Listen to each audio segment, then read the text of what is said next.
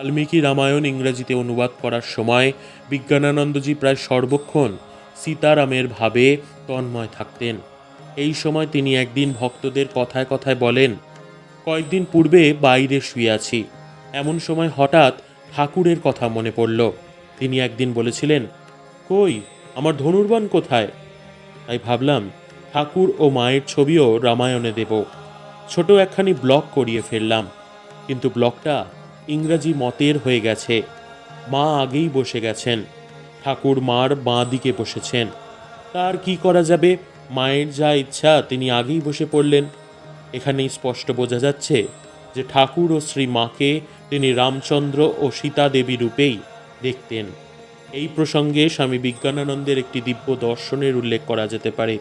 তিনি একবার উত্তরপ্রদেশের এক ভক্তের গৃহে গিয়েছিলেন। ভক্তটির ইষ্ট দেবতা শ্রী রামচন্দ্র। তার ঠাকুর ঘরে বেদিতে ছিল রামচন্দ্র সীতাদেবীর পট।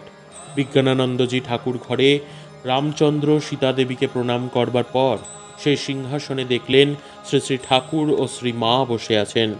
স্পষ্ট সেই দর্শন।